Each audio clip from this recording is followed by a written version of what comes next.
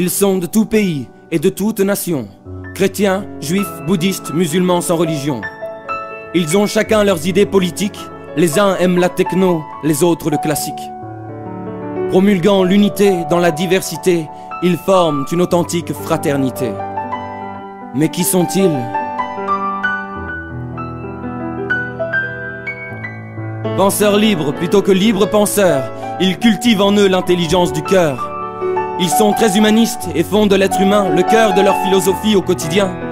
Cherchant la vérité au-delà des croyances, ils mènent une quête de connaissances. Mais qui sont-ils? Spiritualistes sans être religieux, ils ont une approche ésotérique de Dieu. Ils ne voient pas en lui un être surnaturel, mais une conscience, une énergie universelle. Leur enseignement n'est en rien dogmatique. On dit de lui qu'il est profondément mystique. Mais qui sont-ils? Mais qui sont-ils? Ils ne croient ni au paradis ni à l'enfer, pas plus qu'aux démons, au diable, à Lucifer. Recherchant le vrai sens de l'existence, ils accordent peu d'importance aux apparences. Ils savent le pourquoi et le comment des choses, mais aussi ce qui fait la beauté des roses. Mais qui sont-ils? Mais qui sont-ils?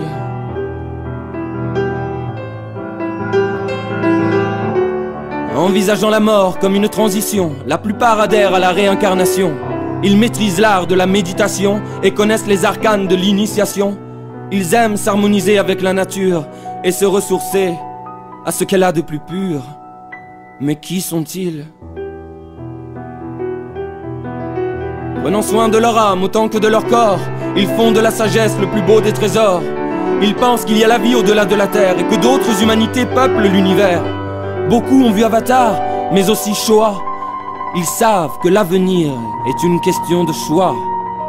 Mais qui sont-ils? Mais qui sont-ils?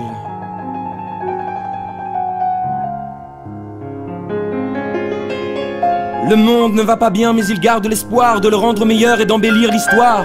Écrivains, savants, artistes et musiciens, en toute époque et en tout lieu les ont rejoints. Ils ont pour devise la plus large tolérance, ajoutant dans la plus stricte indépendance. Mais qui sont-ils? Mais qui sont-ils? Dan Brown leur rend hommage dans le symbole perdu, mais il semble ignorer qu'ils n'ont pas disparu. Formant jadis une société secrète, ils ont désormais leur site sur internet.